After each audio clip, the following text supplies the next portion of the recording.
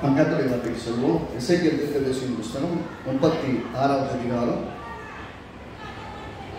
36வது அதிகாரத்திற்கு கொள்வோம். எசேக்கியேல் தீர்க்கதரிசியின் புத்தகம் 36வது அதிகாரத்திற்கு கொள்வோம். பல வாரங்களாக தொடர்ந்து சில சத்தியங்களை நாம் போதித்து வருகிறோம். தொடர்ச்சியாக சில காரியங்களை வசனம் பார்த்து வருகிறோம். நாம் இன்றைக்கு கூட 32வது வசனம் செய்வது 32வது வசனத்தை வாசிப்போம். நான் இப்படி செய்வது உங்கள் நிமித்தமாக அல்லவென்று கர்த்தர் சொல்கிறார். நான் சொல்கிறார், இது உங்களுக்கு அறியப்பட்டிருக்க கடவுள். இஸ்ரவேல் வம்சத்தாரே, உங்கள் வழிகள் நிமித்தம் வெட்கி நாடுங்கள். கர்த்தராகிய ஆண்டவர் சொல்கிறதாவது என்னவென்றால், நான் உங்கள் அக்கிரமங்களை எல்லாம் நீக்கி உங்களை சுத்தமாக்கும் காலத்திலே பட்டணங்களில் குடியேற்றுவிப்பேன். அவாந்தரமான ஸ்தலங்களும் கட்டப்படும். பாழாக்கப்பட்ட தேசம் கடந்து போகிற யாவருடைய பார்வைக்கும் பாழாய் கிடக்கிறதற்கு பதிலாக பயிரிடப்படும்.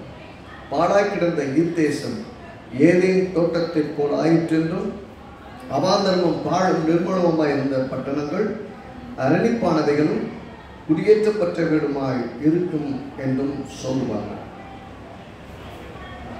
கர்த்தருக்கு சில விஷயங்களை காம்ப்ரமைஸே கிடையாது. கடந்த வாரம் வரைக்கும் பார்த்தோம், பாவம் என்கிற ஒரு விஷயம், அக்கிரமங்கள் என்கிற ஒரு விஷயம் இருந்துகிட்டே ஆசீர்வாதத்தையும் உங்கள் வாழ்க்கையில் கொடுக்கவே முடியாது என்பதனால அதை போல ஃபிக்ஸ் பண்றார். அது எப்படின்னா, பிரச்சனையை முதல்ல நிவர்த்தி செய்கிறார், அப்புறம் ஆசீர்வதிக்கிறார். முதல்ல காரணங்களை நிவர்த்தி செய்கிறார். இந்த வாழ்க்கைக்கு, இந்த நஷ்டங்களுக்கு, இந்த இழப்புகளுக்கு, வாழ வேண்டிய இடத்துல வாழ முடியாமல் இப்படி இன்னொரு இடத்துல இருக்கிறதுக்கான காரணம் தேவனை விசுவாசிப்பதும் தேவனை ஆராதிப்பதும் தேவனை தொழுது கொள்வதையும் மறந்ததுதான். முதல் இஸ்ரவேல் ஜனங்களுக்குரிய பிரச்சனை. அவங்களுக்குள்ள பிரச்சனை மட்டும் கிடையாது, நமக்குள்ள பிரச்சனை. எப்பொழுதெல்லாம் கிறிஸ்தவர்களாக இருக்கிறதுனால் மட்டுமல்ல, நீங்கள் கிறிஸ்தவர்களாக இருப்பதினால் மட்டும் நீங்கள் ஆசீர்வாதமாக இருப்பீர்கள் என்று சொல்ல முடியாது. கிறிஸ்தவர்களாக இருக்கிறீர்கள், ஆசீர்வதிக்கப்பட அத்தனை தகுதியுடையவர்களாக இருக்கிறீர்கள். ஆனாலும் அந்த ஆசீர்வாதத்தை முழுமையாய் நீங்கள் அனுபவிக்க வேண்டும் என்றால் உங்கள் உறவு கர்த்தரோடும் கர்த்தருடைய வார்த்தையோடும் இருக்க வேண்டும். எப்பொழுது கர்த்தருடைய வார்த்தையோடும் கர்த்தரோடும் உங்களுக்கு உறவில்லாமல் போகிறதோ சத்தியம் உங்களுக்கு விளங்காது. விளங்கின சத்தியத்தை வாழ்க்கைப்படுத்த முடியாது, விசுவாசிக்க முடியாது, அறிக்கையிட முடியாது, அனுபவிக்க வேண்டிய நன்மைகளை அனுபவிக்க முடியாது. அப்படின்னா தேவனோடு சரியான உறவு இருந்தால் மட்டுமே தேவனுடைய ஆசீர்வாதங்களை எல்லாம் நீங்கள் சுதந்திரிக்க முடியும். தேவனை விட்டுட்டு தேவனை விலகிட்டு நீங்கள் ஆசீர்வாதமாய் வாழ முடியும் என்று ஒரு நினைச்சீங்கன்னா உங்களை நீங்களே ஏமாத்துகிறீர்கள். அப்படின்னா கர்த்தர் என்ன சொல்ல விரும்புகிறார்னா, நான் உன் அக்கிரமங்களை எல்லாம் நீக்கி உன்னை சுத்தமாக்கும் காலத்திலே உன்னை பட்டணங்களிலே குடியேற்றி வைப்பேங்கிறார். அப்படின்னா நீங்க வாழ வேண்டிய இடத்துல வாழ முடியாமல் இருப்பதற்கு காரணம் என்னன்னு யோசிங்க. சில சமயம் விசுவாச மக்கள் நல்லா புரிந்து கொள்ளணும். நீங்கள் வாழ வேண்டிய இடத்துல இன்றைக்கு வாழ முடியாமல் இருக்கிறது என்பதற்கு நீங்கள் கர்த்தரோடு இருக்கிற உறவிலே கெட்டு போனீர்கள் என்பது மட்டுமே சில சமயம் காரணமாக இருப்பதில்லை. உடனே அந்த இடத்துக்கு ரிசல்ட்டுக்கு போயிடக்கூடாது. நான் வாழ வேண்டிய இடத்திலே வாழ முடியாத விதத்தில் இருப்பதற்கு சில சமயத்தில் உள்ள காரணங்கள் என்னவா இருக்கும் சொன்னா, நமக்கு விரோதமாய் போராடுகிற பிசாசானவன் நம்மை வாழ்க்கையில ஆசீர்வாதமாக இருக்க முடியாதபடி தடுக்கிறதுக்கு விசுவாசத்துக்கு விரோதமான போராட்டங்களை கொண்டு வருவான்.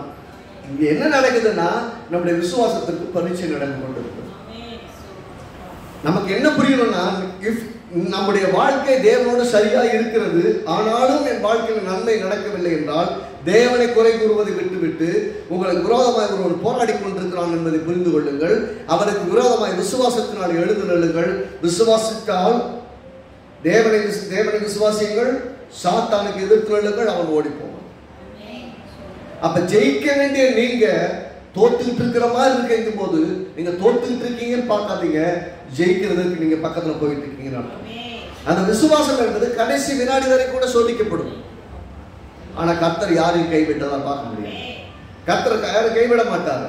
சில சமயம் பார்த்தீங்கன்னா, சாரி பார்த்து ஒரு விதவை பார்த்தீங்கன்னா கடைசி அப்பம் இன்னைக்கு சாப்பிட்டு சாகணும் என்கிற நிலைமைக்கு தன்னையும் தன் பிள்ளையும் கொண்டு வந்து விட்டுட்டாருன்னு சொல்லி தேவனை கூட சொல்லிட்டு இல்லை, இந்த தேசத்தை சொல்லிட்டு இல்லை, இப்படி மழை பெய்யாம பண்ணிட்டீங்க கடவுளே சொல்லிட்டு இல்லை. அவன் எதுக்காக ஆயத்தமாகறான்னா, இந்த கடைசி நேரம் சாப்பாடை சாப்பிட்டு செத்து போலான்னு நினைக்கிறான். ஆனா தேவன் சாரிபாத் ஊர் விதவைக்கு எலியாவுக்கு போஷிப்பதற்காக நான் கட்டளையிட்டேன்னு சொல்லுகிறார். அவளுக்கு தேவன் கட்டளையிட்டிருக்கிறார். என்ன கட்டளையிட்டிருக்கிறார்? எலியாவுக்கு நீர் ஆகாரம் கொடுக்க வேண்டும் என்று. அதை யாருக்கு சொல்லியிருக்கிறார்? எலியாவுக்கு சொல்லியிருக்கிறார். இது எலியாவுக்கு தான் சொல்லப்பட்டிருக்குது. அந்த அம்மா கிட்ட சொன்னதும் அந்த அம்மாவுக்கு விளங்கல. நம்முடைய வாழ்க்கையில் நிறைய சமயத்துல நாம சாப்பிடுறதுக்கு கஷ்டப்பட்டு நினைப்போம், நம்மை அநேகருக்கு போஷிக்கும்படி ஆசீர்வதித்திருப்பார், வாக்கு பண்ணியிருப்பார், உடன்படிக்கை பண்ணியிருப்பார், கட்டளை கொடுத்திருப்பார். நான் என்ன சொல்றேன், உங்களை ஒரு பொறுப்பில் நியமிக்கிற தேவன் அதற்கான எல்லாவற்றையும் தராமல் இருப்பார். ஒரு காரியத்தை செய்ய வேண்டும் என்று உங்களை வைத்திருக்கிற தேவன் எல்லாவற்றையும் கொடுக்காமல் அதை மறைத்து வைப்பாரானா கண்டிப்பா பார்க்க மாட்டார். சாரிபாத் விதவைக்கு அன்றைக்கு நிலைமை என்னன்னா, இந்த கடைசி சாப்பாடை மட்டும் பார்க்கிறாள். இந்த கடைசி சாப்பாட்டையும் மாற்றுவதற்கு என் தேவனால் முடியும்னு பார்க்க முடியல. இந்த கடைசி நேர ஆகாரம் எனக்கு முடிந்ததுன்னு தான் பார்க்குறோமே ஒழிய, நம்ம கையில் இருக்கிற கடைசியா 10 ரூபா வச்சிருக்கேங்க, என் பாக்கெட்ல ஒண்ணுமே இல்லை, இதுக்கு தவிர வேற காசு கிடையாது அப்படிமோ. இன்னைக்கு இல்லை, உண்மைதான் ஒத்துக்கிறோம். என்னைக்குமே இல்லைன்னு சொல்ல முடியுமா? கர்த்தருடைய ஆசீர்வாதம் ஐஸ்வர்யத்தை தரும். ஆனால் அவங்களோட வேதனை கூட்ட மாட்டோம். இங்க சில சமயம் நம்ம வேதத்தை புரிந்து கொள்ளும் போதும் சத்தியத்தை புரிந்து கொள்ளும் போது ரொம்ப தெளிவா இருக்கணும். நான் உங்கள் அக்கிரமங்களை எல்லாம் நீக்கி உங்களை சுத்தமாக்கும் காலத்திலே பட்டணங்களை குடியேற்றி வைப்பேன், அவாந்தரமான ஸ்தலங்கள் கட்டப்படும் சொல்றாரு. அப்படின்னா தேவன் எப்பயுமே பிளான் பண்றதுன்னா, எப்பயுமே அழிந்து போகிற நிலையில் இருக்கிறவைகளை மீண்டும் வாழ்வடைய பண்ணுகிறவர், மீண்டும் பிழைக்கப்படுகிறவர், மீண்டும் துளிக்கப்படுகிறவர், அது மீண்டும் பழம் கனிகளை கொடுக்கக்கூடிய அளவுக்கு அதை மாற்றுகிற தேவன். நம்ம தேவன் எப்பயுமே கொஞ்சம் அட்வான்ஸாக யோசிக்கிறவர். நாம எண்ட பார்க்கிறோம், அவர் எண்ட பார்க்கல, அதனுடைய சந்ததிகளுடைய தலைமுறைகளுடைய முடிவை பார்க்கிறார். நம்ம எப்பயுமே கர்த்தர் பார்க்கிற மாதிரி பார்க்க கற்றுக்கொள்ளணும். சாரிபாத் விதவைக்கு கடைசி நேர ஆகாரம். ஆனால் எலியாவுக்கு என்ன சொல்றாருன்னா, உனக்கு சாப்பாடு குறைக்க அந்த மாதிரி சொல்லியிருக்கிறேன். அந்த அம்மாவுக்கு தெரியாது, இந்த மனுஷன் ஓ சாப்பாட்டில் எனக்கு முதல்ல செஞ்சு கொடுத்துட்டு அப்புறம் நீ சாப்பிட்டுன்னு சொல்லும் போது, ரெண்டு பேர் தான் இருக்கிறோம், இது 2 இடம் செய்யலாம், இது 2 பேர் சாப்பிட்டு சாக போறோம், இது நடுவில் நீ ஏன் அப்படின்ற மாதிரி அந்த அம்மா நினைச்சிருந்துருக்கும். ஆனா அந்த ஊழியக்காரனுக்கு இந்த அம்மா முதல்ல என்ன பண்றாங்க, இந்த ஆள் கேட்டானே, சரி சாப்பிட்றதா சாப்பிட்றோம், ஒரு சாகத்தான் போறோம், ஒரு 2 மணி நேரத்துக்கு முன்னாடி சாக போறோம், கொஞ்சம் கூட கொடுத்துட்டா பரவாயில்ல செத்துட்டு போவோம் அப்படி நினைச்சு தான் கொடுத்துருக்கோம். அந்த அம்மா ஆசீர்வாதம் வரும், இந்த பஞ்சகாலம் முழுவதும் சாப்பிடாம இருக்க மாதிரி நிலைமை இருக்கு வராது அப்படிலாம் யோசிச்சில்ல. ஆனால் இந்த மனிதன் கேட்டுட்டானேங்கிறதுக்காக அதுதான் சொல்றேன். சில சமயம் உங்களுக்கே இல்லாத நிலைமையிலும் சிலருக்கு உதவி செய்வீர்கள், ஆனால் உங்களுக்கே அறியாமல் உங்கள் ஆசீர்வாதத்திற்காக நீங்கள் விதைத்துக் கொண்டிருப்பீர்கள். நீங்கள் சிலருக்கு செய்கிற உதவிகளை நீங்கள் தவறாக யோசிச்சிடக்கூடாது. நமக்கே கஷ்டம், இதுல 4 பேர் தேவையில்லாம நம்மகிட்ட நிற்கிறாங்க, நாமளே கையெழுதிட்டு இருக்கிற மாதிரி இருக்கு நம்ம நிலைமை, இதுல நம்மகிட்ட கேட்கிறாங்கன்னு நினைக்காதீங்க, அப்படி நினைக்காதீங்க. ஒரு சில வேலை கர்த்தரே சில சமயங்களில் உங்கள் மத்தியில் அப்படி டாக்டர் அனுப்பியிருப்பார். உங்களுக்கு இருக்கு, அவங்ககிட்ட இல்லை. எலியாவுக்கு இவள் ஆகாரம் கொடுத்தால்தான் ஆகாரம் என்ற இடத்துல நிற்கிறான் அந்த வீட்டில் ஆனா சாரிபாத் விதவைக்கு இன்னைக்கு ஒரு நேரம் சாப்பிட்றதுக்கு உங்களுக்கு சாப்பாடு இருக்கு. அவன் ரொம்ப தூரம் ஓடி வந்திருக்கிறான், 40 ரொம்ப தூரம் பயணப்பட்டு வந்திருக்கிறான், பசியோட வந்திருக்கிறான். ஆகவே அவனுக்கு முதல்ல சாப்பாடு கொடுக்கணும், எனக்கு முதல்ல கொண்டாக்கிறான்.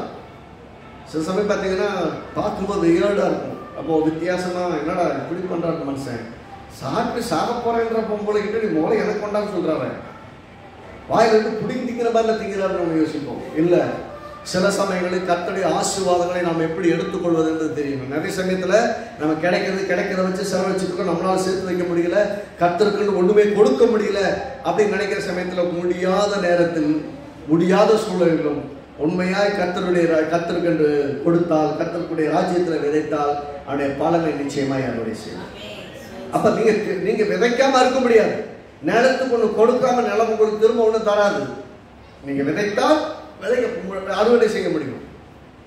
வேதமே சொல்றது, சிறுக விதைத்தவன் சிறுக இருப்பான், பெருக விதைத்தவன் பெருக விதைப்பான். நம்ம விதைக்கும் போது ஒண்ணு பார்க்கணும், கொடுக்கும் போது ஒண்ணு நினைக்கணும், நான் விதைக்கிறேன் தேவனுடைய ராஜ்யத்துல விதைக்கிறேன், அது 30, 60, 100 நமக்கு விளையும். பெரிய விளைச்சல் திரும்ப கொடுக்கும் அப்படிங்கிற விசுவாசத்தோட விதைக்கணும். எந்த விவசாயி நிலத்துல விதைக்க போகும்போது எனக்கு இந்த நிலம் விளையவே விளையாதுன்னு சொல்லிட்டு விதைப்பானா? அப்படி விதைச்சாலும் விளையவே விளையாது. அது விதைக்க போகும்போதே ஐயோ இந்த தடவை எப்படி தான் விளைய போகுதுன்னு போட அழுதுகிட்டே போவான். ஆனால் அந்த விளைச்சல் எடுத்து அமோகமான விளைச்சல் எடுத்துட்டு அந்த நெல் மூளைகளை திரும்ப அந்த தானியத்தை எடுத்து வீட்டுக்கு வரான்னா வரும்போது அவ்வளோ சந்தோஷம். அந்த தானியத்தெல்லாம் அறுவடை பண்ணவொன்னு அவ்வளோ சந்தோஷப்படுவான். ஏன் தெரியுமா? நான் உழைத்த உழைப்புக்கு பலன் வந்திருக்கு, நான் விதைத்ததற்கு பலன் வந்திருக்கு அப்படின்னு பார்ப்பான். அதை நானே சொல்கிறேன்னா, கர்த்தர் நம்முடைய வாழ்விலே அக்கிரமங்களையும் பாவங்களையும் நீக்கினால் மட்டுமே ஆசீர்வாதத்தை நம்மால் பெற முடியும். முதல் காரியம். இரண்டாவது, நம்முடைய வாழ்க்கையிலே நடந்து கொண்டிருக்கிற சூழல்கள் நமக்கே பிடிக்காம சூழலுக்குள் போயிருந்தாலும் கர்த்தர் உண்மையாக விசுவாசிக்கிறீங்க, கர்த்தருக்கு உண்மையா இருக்கீங்க, கர்த்தருக்கு உண்மையா கொடுக்குறீங்க, கர்த்தருடைய சமூகத்தில் நேரத்தை செலவிடுறதுக்கு எந்த குறையும் வைக்கல, உண்மையா இருக்கீங்க. ஆனாலும் உங்கள் வாழ்க்கையில கஷ்டங்கள், வேதனைகள், இல்லாமைகள், தரித்திரங்கள், தேவையில்லாத போராட்டங்கள், சமாதான கேடுகள் உங்கள் வாழ்க்கையில் வந்து அலசடிப்பட்டு இருக்குதுன்னா, உங்களை வந்து தாக்கிட்டு இருக்குன்னா, உடனே நீங்கள் நினச்சிடக்கூடாது எனக்கு கத்தாது நீங்கள் இருக்கீங்களா இல்லையா, நான் எத்தனை நாள் ஜெபம் பண்ணுறேன் கேட்குறீங்களா இல்லையா, அப்படியெல்லாம் கேட்டாங்க நிற்க வேண்டிய கிடையாது. நீங்கள் கூப்பிடுவதற்கு முன்பாகவே உங்கள் உள்ளத்தில் இந்த ஜெபங்கள் எழுப்புவதற்கு முன்பாக உங்களை அறிந்திருக்கிறார். இவர் கேட்கிறாரு அல்லைங்கிற கேள்வியெல்லாம் கிடையாது, அவர் கேட்கிறார் என்பதை குறித்த வெளிச்சம் உங்களுக்கு இருக்குதான் தான் கேள்வி. அப்ப என் ஜெபத்தை தேவன் கேட்கிறார், என் ஜெபத்திற்கு தேவன் பதில் கொடுப்பார். நான் எந்த சூழ்நிலை இருந்தாலும் கர்த்தர் என்னை எல்லா சூழ்நிலையிலிருந்து விலக்கி காப்பார், நான் ஆசீர்வாதமாய் வாழ்வேன். அந்த நிச்சயம் நமக்குள்ள வராம வாழ்க்கையில் ஆசீர்வாதமா இருக்க முடியாது. நான் முதல்ல சொல்லும்போது சொன்னேன், எல்லாமே உங்க வாழ்க்கையில ரெண்டு விஷயத்த நீங்க செக் பண்ணிக்காங்க. நீங்க கடவுளுக்கு முன்பா உண்மையா இருக்கீங்களா? ஆமாங்க, உண்மையா இருக்கேங்க, உண்மையை நேசிக்கிறேன், உண்மையா அவர் தேடுறேன், உண்மையை ஜெபிக்கிறேன், உண்மையை வேதத்தை வாசிக்கிறேன், அவர் வார்த்தையின்படி நான் அவரை விசுவாசிக்கிறேன், எந்த சூழ்நிலையும் அவரை நம்பிக்கையோடு நான் பார்க்கிறேன். ஆனாலும் என் வாழ்க்கையில இன்னைக்கு கஷ்டம், வேதனை, கண்ணீர், துக்கம் அப்படின்னு நான் போயிட்டு இருக்கிறேங்க அப்படின்னு சொன்னீங்கன்னா மறக்காதீங்க, உங்கள் விசுவாசமானது பரீட்சை பார்க்கப்பட்டு டெஸ்ட் பண்ணியிருக்கு. உங்களுக்கு எந்த அளவுக்கு விசுவாசத்தில் நிற்கிறீங்க, எல்லா சூழ்நிலை மத்தியிலும் என் தேவன் என்னை காப்பாற்றுவார், என்னை ஆசீர்வதிப்பார், எனக்கு நன்மை வரும் அப்படின்னு காத்திருக்கீங்கன்னு சொல்ல முடியும்னா கண்டிப்பாக கர்த்தர் உங்களுக்கு அற்புதங்களை செய்வார். இன்னொரு பிரச்சனை இருக்குது, நீங்க கர்த்தர்ட்ட உண்மையா இல்ல, கர்த்தர் உண்மையா தேடல, கர்த்தர் உண்மையில ஒரு காலத்துல தெரியுமா நான் எப்படி ஜெபம் தெரியுமா, எப்படி தேவனை தேடுவது தெரியுமா, எப்படி ஆராதிப்பது தெரியுமா, எப்படி அவருக்காக வைராக்கியம் இருந்தது தெரியுமா. நிறைய குடும்ப பெண்கள் குடும்பப்பட்டிருக்கிற ஆண்களை கேட்டிங்கன்னா, முன்ன வாழ்க்கைகளாக இருந்தப்போ அப்போ நிறைய டைம் இருந்தது, கர்த்தருக்காக வைராக்கியமாக இருந்தோம், ஊழியமாக செஞ்சோம், கிராமங்கள்லாம் போய் ஊழியம் செஞ்சுட்டு வந்தோம், நிறைய ஆண்டவரை பற்றி சொன்னோம். இப்போலாம் அப்படி சொல்ல முடியல, அப்போ செஞ்ச மாதிரி இன்னைக்கு நாங்கள் செய்ய முடியல. அதனால தான் வாலிப காலம் வந்து ரொம்ப ரொம்ப ரொம்ப நல்ல ஒரு ஆசீர்வாதமான பீரியட். அதனால வாலிபர்கள் வந்து பாக்கியவான்கள். அதனால தான் வாலிபனை ஒரு வாலிப பிராயத்தில் ஒரு சிருஷ்டிகரை நினை என்று பிரசங்கி சொல்லுகிறோம். வாலிப பிள்ளைகள் ஏன் வாலிபத்தில் இயேசுவை தேட வேண்டும்?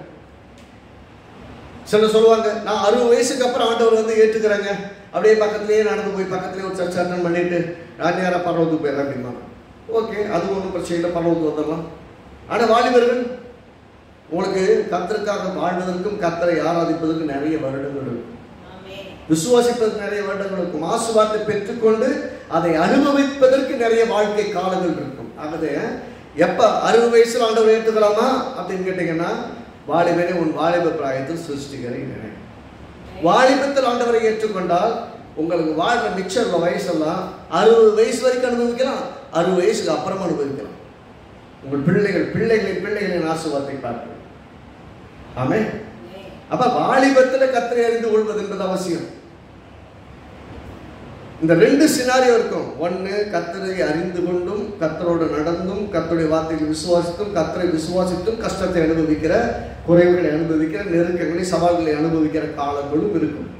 அந்த காலத்தில் நீங்கள் எவ்வளவு உண்மையாய் கர்த்தருக்காக இருக்கிறீர்கள் என்பது முக்கியம். அதை கர்த்தரை எப்படி விசுவாசித்த தொடர்ந்து உங்கள் பயணத்தில் கர்த்தரை விசுவாசிக்கிற பயணத்தில் போறீங்கன்னு முக்கியம்.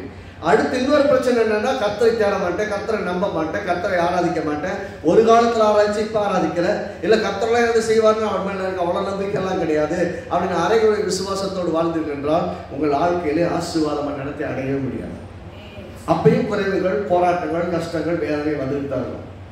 எப்போ இது ரெண்டுமே ரெஸ்டோர் ஆகும்னா, ஒன்று உங்கள் விசுவாசத்தின் பரீட்சையில் நீங்கள் பாஸ் ஆகும்போது, ஜெயிக்கும் போது, இன்னொன்று மீண்டும் கர்த்தரிடத்தில் வந்து கர்த்தரிடத்தில் உங்களை அர்ப்பணிக்கும் போது கர்த்தர் உங்களை மீண்டும் ஆசீர்வாதமாய் வாழ வைப்பார்.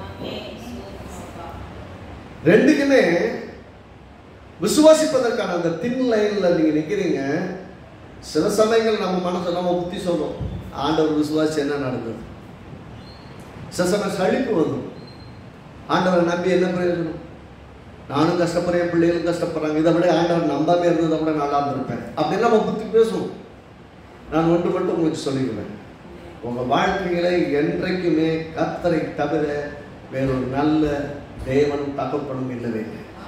அவரை நேசிக்கிறத விட இந்த வாழ்க்கையில வேற நல்ல பயனும் கிடையாது, பிரயோஜனமும் கிடையாது. ஏன்னா அவர் உங்களுக்காக உயிரை கொடுத்திருக்கிறார். தன்னுடைய சொந்த குமாரனைய பிள்ளைவே சிலுவையில பலியாய் கொடுத்திருக்கிறார். ஏன் கொடுத்தாரு? நம்ம எல்லாரும் மீட்கப்படும்படியாக, நம்மை ஆசீர்வதிக்கும்படியாக, நம்ம தரித்திரங்களை மீட்கும்படி, நாம் தேவனற்றவர்களாக இராதபடி நமக்குள் வந்து அவர் வாழும்படி, அவர் நம்மை அவருக்குள் ஒன்றாக்கி கொள்ளும்படியாக சிலுவையில் மரித்தார். நான் சொல்றேன், பாவமும் ஆசீர்வாதமும் ஒன்னா டிராவல் பண்ணவே முடியாது. பாவமும் ஆசீர்வாதம் ஒன்னா டிராவல் பண்ண முடியாது. விசுவாசம் இல்லாமையும் ஆசீர்வாதமும் ஒன்றா டிராவல் பண்ண முடியாது, ஒன்றும் பயணிக்க முடியாது. ஆசீர்வாதமும் விசுவாசமும் சேர்ந்துதான் பயணிக்க முடியும். கர்த்தரை விசுவாசிக்கிற விசுவாசம் தான் உங்களை பரிசுத்தமாக்கும். கர்த்தரோடு கூட நடக்கிற வாழ்க்கை தான் உங்களை பரிசுத்தமாக்கும். கர்த்தர் சொல்றாரு, நான் உங்களை சுத்தமாக்கும் காலத்தில் ஒரு நீங்க தேவன கையில் உங்களை கொடுத்து அவர் உங்களை சுத்தமாக்குவதற்கு அர்ப்பணிக்கலன்னா, நீங்க சில சமயம் ஃபீல் பண்ணுவேன். எப்படி இருப்பீங்கன்னா, நான் பிறந்ததுலேருந்து சர்ச்சில் இருக்கிறேன். சில சமயம் இந்த பாலிக பிள்ளைங்களும் சரி, பெரிய வயசானவங்களும் சரி, நான் என் தாத்தா, என் முப்பாட்டன், எங்கள் அப்பா அம்மா, நான், என் பிள்ளைங்க, பேர பேத்திக்கு கூட இதே சர்ச்சில் தான் இருக்கிறாங்க. ஆரம்பத்தில் தான் கிறிஸ்டின் தான், கிறிஸ்துவ தான் நாங்கள் விசுவாசிக்கிறோம்ப்பா. எங்களுக்கு என்ன, நாங்கள் பரிசுத்தமாக தான் இருப்போம், நாங்கள் தேவனுடைய பிள்ளைகளாக தான் வளர்ந்துகிட்டே வரோம், சந்ததியாக தான் வளர்ந்துட்டு வரோம் அப்படின்னு சொல்லுவாங்க. பேர் மட்டும் என்னென்ன வச்சுருப்பாங்க, ஜார்ஜ், ஜேம்ஸு, பீட்டர்ன்ட்டு, எல்லாம் கிறிஸ்டின் பேராக இருக்கும். வாழ்க்கைக்கும் தேவனோடு நடக்கிற வாழ்க்கைக்கும் சம்மந்தமே இருக்காது. அவங்க நினைப்பாங்க, நான் பரம்பரையாக கிறிஸ்துவர்கள், ஆகவே நான் ஆசீர்வாதமாக இருப்பேன். சாரி, மன்னிச்சுக்கங்க, நீங்கள் பரம்பரை கிறிஸ்துவர்கள் என்பதனால் கர்த்தர் உங்களை பார்த்து ஆசீர்வதிப்பதில்லை, பரம்பரையாய் கர்த்தரை விசுவாசிக்கிறீர்களான்னு பார்ப்பாங்க. நானும் என் வீட்டாருவல் என்றால் கர்த்தரையே சேவிப்போம் என்று நின்ற யோசுவாவை போல் நீங்கள் நிற்கிறீங்களா? நானும் என் பிள்ளைகளும் கர்த்தரை நேசிக்கிறதுல விசுவாசிக்கலாம் ரெடியா இருப்பா. உங்களை பத்தி என்னன்னு யோசுவா ஜனங்களுக்கு அறைகூவல் விடுகிறான். நானும் நான் வீட்டாருவல் என்றால் கர்த்தரையே சேவிப்போம், நீங்கள் என்ன செய்ய போகிறீங்கன்னு கேட்கிறாங்க. எல்லா ஜனங்களும் சொல்றாங்க, நாங்களும் கர்த்தரையே சேவிப்போம். கர்த்தரையே சேவிப்போம் என்று சொன்ன அந்த ஜனங்களுக்கு அவர் தேவன் வாக்குத்தத்தம் பண்ணின தேசத்தில் குடியிருக்க செய்கிறார். எப்போதுமே நம்முடைய வாக்குத்தத்தங்கள் சுதந்திரிக்கும் இடத்துல, சுதந்திரிக்கும் தூரத்தில் இருக்கும். நாம் சுதந்திரிக்க முடியாமல் போவதற்கு அநேக சமயத்தில் உள்ள காரணங்கள் என்னவென்று சொன்னால், நமக்கு இதை தருவதற்கு தேவன் பிரியமாக இருக்கிறார் என்ற எண்ணம் இல்லை. அப்படி என்னமே இருந்தாலும் எனக்கு தருவாராங்கிற இன்னொரு கேள்வி இருக்கும். எனக்கு தருவாரான்னு நம்பிக்கை இல்லை, யாராருக்கோ தருவார். அவன் யாருக்கு தர்றான்னு யாருக்கு தெரியும்? ஏசப்பாவுக்கு தான் தெரியும். தனக்கு கிடைக்கும், தனக்கு தருவார் என்ற நிச்சயம் எல்லாம் இருப்பார். அதான் சொன்னாங்க, விசுவாசம் என்பது நம்பப்படுகிற உறுதி. எதை நீங்க நம்புறீங்க? உங்களுக்கு கெட்டது நடக்கும் நீங்க நம்புறீங்கன்னா கவலையே படாதீங்க, கெட்டது தான் நடக்கும். உங்களுக்கு பிசாசு போராட்டம் வரும்னு நினைச்சீங்கன்னா, அதை நம்புறீங்கன்னா கவலையே படாதீங்க, பிசாசு போராட்டம் தான் வரும். அப்படி எங்க பிரச்சனை? நன்றாக புரிந்து கொள்ளணும். நாம் எதை விசுவாசிக்கிறோமோ அது நம்முடைய வாழ்க்கை. எதிலே வாழ்வதற்கு நாம் தீர்மானிக்கிறோமோ அதனுடைய போராட்டத்தையும் கஷ்டத்தையும் வேதனையும் நாம் அனுபவித்துதான். அது போயிட்டு ஏசப்பா எனக்கு ஏன் அப்படி நடக்குதுன்னு போய் சொல்லிட்டு இருக்கிறார். அவர் உங்களை ஆசீர்வதிக்க பிரியமா இருக்கிறார். அதுக்கு முதல்ல உங்க விஷயத்த பேசிக்க அதான் சொன்னேன். இந்த 36:9 பார்த்தீங்கன்னா, இதோ நான் உங்கள் பட்சத்தில் இருந்து உங்களை கண் நோக்குவேன். நான் உங்களை பார்த்துக்கிட்டே இருக்கிறேன், உங்களை எல்லாம் கவனமா பார்த்துக்குவேன் சொல்லிட்டு, நீங்கள் பண்படுத்தப்பட்டு விதைக்கப்படுவீர்கள். நான் உங்களை ப்ராசஸ் பண்ணி பியூரிஃபை பண்ணி ஒரு இடத்துல விதைக்க போறேன் அப்படின்னா நல்லா விதைக்கிறது என்று சொல்வது வந்து ஒரு இடத்துல வைக்க போகிறேன், ஒரு இடத்துல வாழ வைக்க போகிறேன். அந்த இடத்துல எப்படி வாழ போறேன் அப்படிங்கிறது எப்படி டிசைட் ஆகும்னா, எந்த அளவுக்கு ப்ராசஸ்ல சக்சஸ் ஆகிருக்கோ அந்த அளவுக்கு தான் முளைக்கும். அப்படின்னா விதை தானியம் நல்ல திராணி உள்ளதாய், நல்ல திடமானதாய் இருந்தால், சுத்தமானதாய், நிறைவானதாய் இருந்தால் நல்ல விளைச்சல் இருக்கும். அந்த தானியம் சரியாக பராமரிக்கப்படாவிட்டால் எங்க விளைச்சாலும் சரி, என்ன பெஸ்ட் நிலத்துல விளைச்சாலும் சரி நல்ல விளைச்சலை வரவே. இப்படி சொல்லணும்னா, கருக்காயை இங்கே விதைச்சிட்டு நல்ல பலன் கிடைக்குமா? கருக்காய் விதைச்சு அறுவடை செஞ்சவங்க யாரும் கிடையாது. ஆனா நெல்லை விதைச்சு அறுவடை செய்யணும். அதனால கர்த்தர் சொல்றாரு, நான் உங்களை பண்படுத்தி விதைப்பேன். நான் உங்களை ப்ராசஸ் பண்ணாம ஒரு இடத்துல வச்சேன்னா நான் ஒன்றும் பண்ண முடியாது. சொன்னாலும் ஏற்கனவே சொன்னேன், இஸ்ரவேல் ஜனங்களுக்கு வனாந்திர பயணம் 10 நாள் தான் பயணம். 40 வருஷம் அற்புதமாய் பயணித்தார்கள். 10 நாள்ல போய் சுதந்திரிக்க வேண்டிய தேசத்தை 11 நாள் பயணத்துல சுதந்திரிக்க வேண்டிய இடத்தை 40 வருஷம் ஆச்சு போய் சுதந்திரிப்பதற்கு. 40 வருஷம் எதனால அவங்க சுதந்திரிக்கல? வேதம் ரொம்ப அருமையா சொல்ல, அவள் அவிசுவாசத்தினாலே சுதந்திரிக்க கூடாமல் போயிற்று. அவிசுவாசம் உங்கள் வாழ்க்கையை அடைய வேண்டிய இடத்தை அடைவிடாமல் பண்ணிடும். அவிசுவாசம் என்ன அர்த்தம்?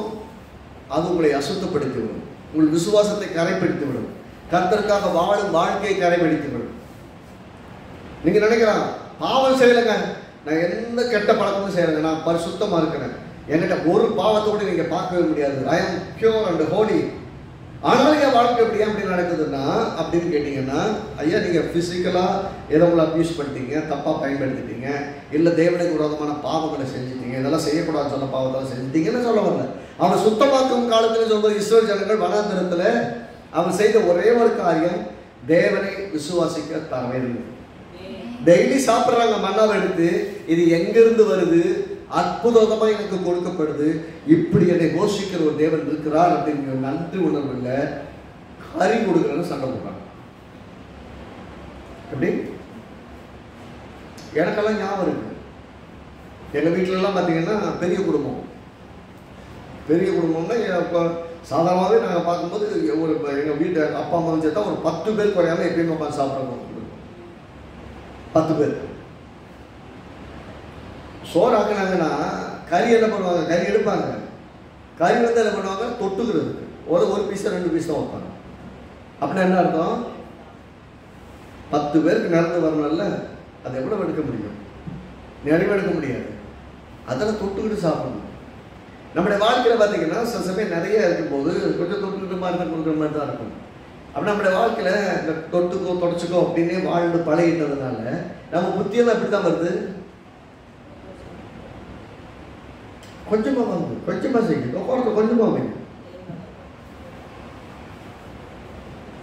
அமெரிக்க ஐக்கிய தேசம் மற்ற மாதிரி இடங்களை பார்க்குறோம். இப்பயே நம்ம தமிழ்நாட்டில எல்லாம் ரொம்ப ஃபேமஸ் ஆயிடுச்சு, இந்தியாவிலே. இந்த கேஎஃப்சி மற்ற மாதிரி கடைகளுக்கெல்லாம் போனீங்கன்னு வச்சுக்கோங்களேன், அங்கே எப்படி கறியை மட்டும் தான் வச்சுருப்போம், கறியை மட்டும் வறுத்து ஒரு தட்டில் கொடுத்துருவோம், அந்த கறியை மட்டும் தான் சாப்பிட்டு நீங்கள் வரணும், சோறே இருக்காது. அங்கே அப்படித்தான் சாப்பிடுவாங்க. என்ன சொல்ல வரேன்னா, தொட்டுக்கோன்னு வச்சத முழு தட்டில் வச்சு சாப்பிட்றாங்க. ரைட்டா? நம்முடைய வாழ்க்கையின் விசுவாசம் நம்ம எதிர்பார்ப்பு எப்படி இருக்கணும்னா, என்னுடைய பாத்திரம் எப்படி இருக்கணும் அப்படின்னா, நல்ல ஆசீர்வாதமான ஆகாரம் இருக்கணும். அப்படியே கேஎஃப்சி சிக்கனாக இருக்கணும் அப்படின்னு சொல்ல வரல, நல்ல விதத்தில் நம்ம சாப்பிடுகிற ஆகாரம் மற்ற எல்லா விதமே நிறைவாக இருக்கணும்னா கர்த்தரை விசுவாசிக்கிறோம். என்னன்னா, வனாந்தரத்தில் இருக்கிறாங்க, டெய்லி தேவன் வந்து அங்கே என்ன கொடுக்க முடியும், அவங்க விவசாயம் பண்ண முடியாது, கையில் காசு இருக்குது, சூப்பர் மார்க்கெட்டு கிடையாது, இவைதான் பொருளை வாங்கணும்னா வாங்குறதுக்கு வழி கிடையாது. வனாந்தரம்னா பாலைவனம் மாதிரி காடு மேடு மலையில போயிட்டு இருக்கிறாங்க, ஒரு இடத்துல ஒன்று கூட கிடைக்காது. அப்படிப்பட்ட இடத்துல இருக்கிறாங்க. அப்படிப்பட்ட இடத்துல இருக்கும்போது ஆனால் இந்த மக்கள் பசினால சித்திரக்கூடாதுன்னு டெய்லி காலையில் மண்ணா வர பண்ணுறாங்க, டெய்லி மண்ணா வர பண்ணுறாங்க. அவர் எடுத்து அரைச்சு சமையல் பண்ணி சாப்பிட்றாங்க, டெய்லி சாப்பிட்றாங்க. சாப்பிடும்போது ஒரு நன்றி உணர்வு வேணாமா? டெய்லி நல்ல அட்லீஸ்ட் பாருங்க, ஒன்றுமே இல்லாததுக்கு இதாக கிடைக்குது அப்படின்னு. எப்பவுமே பார்த்தீங்கன்னா டெய்லி உங்களுக்கு கஞ்சி வீட்டில் டெய்லி கஞ்சி செஞ்சு கொடுத்தாங்கன்னா என்ன பண்ணுவீங்க? 4 நாள் சாப்பிடுங்க, 5 நாள் சாப்பிடுங்க, 10 நாள் போச்சுன்னா அவ்வளோதான், வீடு 4000. என்னதானே? அதே நிலைமை தான் அவனுக்கும்.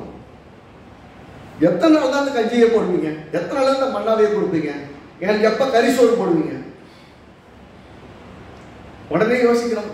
அங்க இருந்தோம்டா, அடிமையா இருந்தா கூட டெய்லி வெங்காயத்தை போட்டாங்க, பச்சை மிளகாய் போட்டாங்க, பூண்டை கொடுத்தாங்க, நல்ல சுவையான உணவுகள் கிடைத்தது. வெள்ளரிக்காய் இருக்கு, கொமட்டிக்காய் இருக்கு, என்னென்ன சொல்றான். இதெல்லாம் கிடைச்சது. இப்ப இங்க ஒண்ணுமே.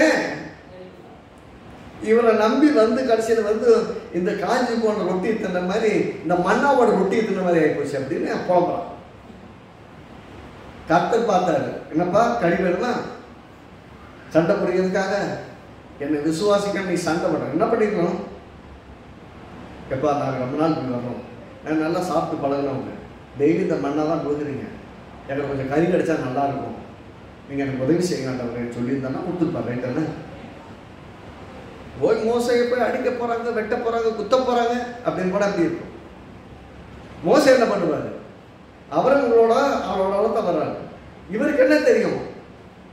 அவர் போய் ஆண்டவர் சொல்றாரு, இப்படி சண்டை போட்டாங்கல்ல, ஒரு நாள் 2 நாள் இல்லை, ஒரு நாள் இல்லை, 2 நாள் இல்லை, 10 நாள் இல்லை, 20 நாள் இல்லை, 30 நாள் மட்டும், 1 மாசத்துக்கு அவங்களுக்கு கறி போட போறேன். சொன்ன உடனே மோசைக்கு தலை சுற்றி போச்சு. ஆண்டவரே, இந்த கடல் இருக்கிற மீனெல்லாம் பிடிச்ச கூட எங்களுக்கு பத்தாது ஆண்டவரே, வெறி பிடிச்சு அலையிறாங்க, கறி சாப்பிடாம வெறி பிடிச்சு போயிருக்காங்க, எங்களுக்கு எவ்வளவு போடுவீங்க நீங்க அப்படிங்கிறாங்க. கர்த்தர் கேட்கிறாரு, என் கை குறுகி போச்சா? கர்த்தரால முடியாதுங்கிறது கிடையாது, விசுவாசிக்கிறவனுக்கு எல்லாருக்கும். விசுவாசிக்கிறவன் பெற்றுக்கொள்வான். உங்களை பரிசுத்த குலைச்சல் ஆக்குவது என்னன்னு கேட்டீங்கன்னா, உங்களை பரிசுத்த குலைச்சல் ஆக்குவதுன்னா தேவனை விசுவாசிக்கிற விசுவாசத்தில் ஏற்படும் தடுமாற்றம், அல்லது பரீட்சை காலத்தில் உங்களுக்கு ஏற்படக்கூடிய விசுவாசத்தின் சோதனையின் காலத்தில் நீங்கள் தேவனை விட்டு பின்மாறி போகிற காரியங்கள், அல்லது தேவனுக்கு விரோதமாக கலகம் பண்ணுகிற போராடுகிற காலங்கள், அது வேலைக்கே வரும். நீங்கள் என்னதான் ரொம்ப நல்லவங்களா இருந்தாலும், கிறிஸ்துவுக்குள்ள உறுதியாக இருக்கவங்களா இருந்தாலும், நீங்கள் கிறிஸ்துவுக்காக உங்களை அர்ப்பணித்திருக்கிற அர்ப்பணிப்பின் வாழ்வில் உண்மையாக இல்லைன்னா நீங்கள் பெற்றுக்கொள்ள வேண்டியதை தேவனிடத்தில் பெற்றுக்கொள்ள முடியாது. ரெண்டை எளிமையாக சொல்லுங்கன்னா, 36 வசனத்தை நம்ம வாசித்து நம்ம முடிப்போம். அடுத்த வார்த்தை நம்ம தொடருவோம். கர்த்தராகிய ஆண்டவர் சொல்லுவது என்னவென்றால், நான் உங்கள் அக்கிரமங்களை எல்லாம் நீக்கி உங்களை சுத்தமாக்கும் காலத்திலே பட்டணங்களில் குடியேற்றுவிப்பேன், அவாந்தரமான ஸ்தலங்களும் கட்டப்படும். அந்த கடைசி பகுதியை அடுத்த வாரம். இங்க உங்களுடைய வாழ்க்கையில இந்த பரிசுத்தத்தை ஃபிக்ஸ் பண்ணலன்னா தேவனால் உங்களை ஆசீர்வதிக்க முடியாது. சாரிபாத் ஒரு விதவைக்கு ஒரு டெஸ்ட், விசுவாசத்துக்கு பரிச்சை என்னன்னா, அந்த கடைசி மாவில் நான் மட்டும் சாப்பிட்டு சாப்பிட போறேன்னா, நான் என் பிள்ளை மட்டும் சாப்பிட்டு சாப்பிட போறேன்னா, வந்திருக்க இந்த ஊழியக்காரன் சாப்பாடு கொடுன்னு கேட்கிற இந்த ஊழியக்காரன் கொடுத்துட்டு சாப்பிட போறேன். அவருடைய விசுவாசத்துக்கான பரிச்சை. அவர் விசுவாசத்தோடு கூட அதை முதலாவது எடுத்து கொடுத்தான். முதலாவது எனக்கு சுட்டு கொண்டா அப்படின்னாரு. மொத்த மாவை எடுத்து 3 பேருக்கு சுட்டு இல்லை அந்த அம்மா. அவன் என்ன சொல்றாரு, நீ மொத்தமாக இருக்கட்டும், முதல்ல எனக்கு சுட்டு கொண்டா, எனக்கு சுட்டு கொண்டாங்கிறாரு. இவருக்கு சுட்டு கொண்டு கொடுத்துட்டு தலை செய்யறதுக்கு போறாங்க. அப்புறம் அந்த அம்மா மாவு எடுக்கிறாங்க, எண்ணெய் எடுக்கிறாங்க. மாவும் எண்ணெயும் பஞ்ச காலம் முடிகிற வரைக்கும் குறையும். அடுத்து விவசாயம் பண்றதுக்கு எத்தனை மாசம் ஆகும்? சரி, 3 மாசமோ 6 மாசமோ பஞ்சம் நின்று விவசாயம் பண்ணி அறுவடை செஞ்சு ஆகாரம் சாப்பிடணும்னா எத்தனை மாசம் ஆகும்? அத்தனை மாசம் வரைக்குமே அவங்க வீட்டில் பானையில மாவு குறையில, எண்ணெய் குறையில. அந்த விசுவாசத்திற்கான அந்த நிமிஷத்தை அந்த அம்மா தெரியல, புரியாமலே தான் விசுவாசம் கொஞ்சம் கொடுத்தாங்க. ஆனாலும் கர்த்தர் அந்த சாரிபாத் உதவிக்கு, நீ அவனுக்கு சாப்பாடு கொடுன்னு அவனுக்கு கட்டளையிட்ட, ஐ ஹவ் கமாண்டட் விட் ஆஃப் சாரிபாத்னு சொல்றாங்க. சாரிபாத் ஒரு விதவிக்கு நான் கட்டளையிட்டேன். When God commanded to bless someone else, you cannot stop it. அதாவது மற்றவர்களை நீங்கள் ஆசீர்வதிக்கும்படி உங்களுக்கு தேவன் கட்டளையிட்டிருந்தால் அந்த கட்டளையை நீங்கள் நிறைவேற்ற தவறாதீர்கள். ஏனென்றால் அந்த கட்டளையை தேவனால் நிறுத்தி வைக்க முடியும். அதை நிறைவேற்றினால் உங்கள் வாழ்க்கையில் நிறைவான ஆசீர்வாதம் தான். எப்பெல்லாம் கர்த்தவங்கள்ட்ட பேசி சில காரியத்தை செய்யும், சிலருக்கு கொடுத்து சிலருக்கு பண்ணுன்னு சொல்றாரோ, தடை செய்யாமல் செய்யுங்கள். அப்போது கர்த்தரை தெரியப்படுவார். கர்த்தர் அதன் மூலமாக உங்களை ஆசீர்வதிப்பார். இந்த ரெண்டு விஷயத்தை நீங்கள் மனதில் வச்சுக்கோங்க. தேவனுக்கு விரோதமாய் வாழ்கிற வாழ்க்கை உங்களுக்கு தேவனுடைய ஆசீர்வாதத்தில் வாழ முடியாமல் செய்யும். இன்னொன்று, உங்கள் விசுவாசத்தின் பரீட்சையின் காலத்தில் நீங்கள் விசுவாசம் உள்ளவர்களும் உண்மையுள்ளவர்களும் பரிசுத்தம் உள்ளவர்களும் தேவனை உண்மையாய் பின்பற்றி வாழ்வர்களாக இருந்தாலும் உங்களுக்கு அந்த போராட்டமான பயணங்கள் வாழ்க்கையில் இருக்கத்தான் செய்யும். அந்த சமயத்தில் நீங்கள் எப்படி நிற்கிறீர்கள், எப்படி வாழ்கிறீர்கள், எப்படி செயல்படுகிறீர்கள் என்பது ரொம்ப ரொம்ப முக்கியம். அதற்கு தகுந்தால் போக உங்கள் வாழ்க்கை இருக்கும், எதிர்காலம் இருக்கும், நன்மைகள் நடக்கும். ஆமென். கர்த்தர் நல்லவர். நம்ம ஆண்டவரை நோக்கி பார்ப்போம்.